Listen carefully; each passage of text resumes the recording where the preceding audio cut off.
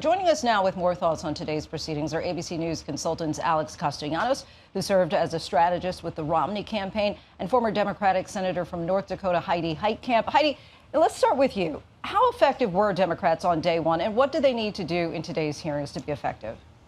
I think one of the things I disagree with what's been said earlier is that they're going to portray her as a victim. What they're going to say is the victim was American foreign policy, and that she was complaining not because she was being removed, but that there was these statements on Fox News. There was this concerted effort to diminish her. And what everybody needs to understand is this isn't your typical ambassador who gave a bunch of money to a campaign, who got a post. These are career diplomats, the creme de la creme of the State Department. And when one person is treated the way this ambassador was treated, you're going to see a reaction, a chain reaction all the way down the line. And I think that the most important thing for the Democrats to show is how this effort and how her treatment affected foreign policy as it relates to the Ukraine and as it relates to Russia.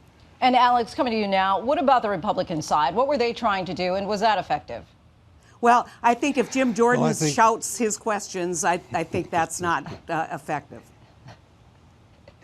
I might disagree slightly with the good Senator Heitkamp.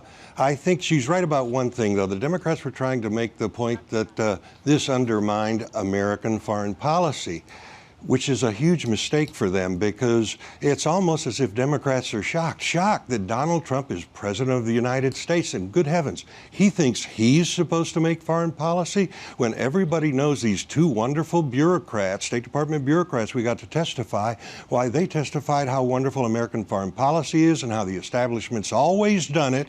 And Donald Trump didn't do it that way. Why he went around them and tried to be more aggressive and change things. Well, guess what? Donald Trump actually is president of the United States. He can't undermine foreign policy. He makes it. It's the bureaucrats who didn't want to execute Donald Trump's foreign policy who were undermining American foreign policy. And I think a lot of viewers saw, wait a minute. So this is just the Democrats objecting again to Donald Trump. And I think that was the big failure for the Democrats and the success for the Republicans. Republicans were able to say, this has been going on 3 years.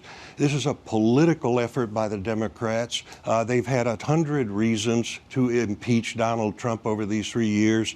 Obstruction of justice, Russian collusion, jaywalking, and now it's more of the same. So I think that imagine what situation the Democrats would be in if they had just given Donald Trump some credit for anything over the past 3 years.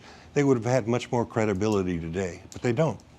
And Heidi, question for you. I'm curious, in the last especially 24 hours, it seems like we've seen this shift in the language. Initially, we were talking about quid pro quo, and now we keep hearing the word bribery. Do you think that that's because it makes it a more accessible term to the American public, or does that have to do more with the fact that bribery is specifically outlined in the Constitution as an impeachable offense?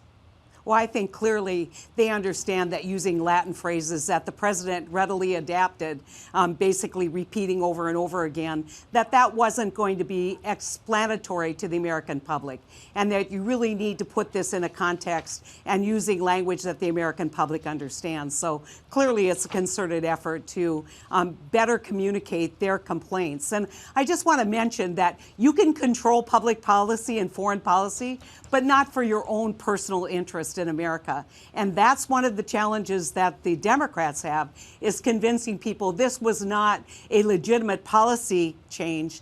This was, in fact, a personal political motivation that drove these changes in the Ukraine.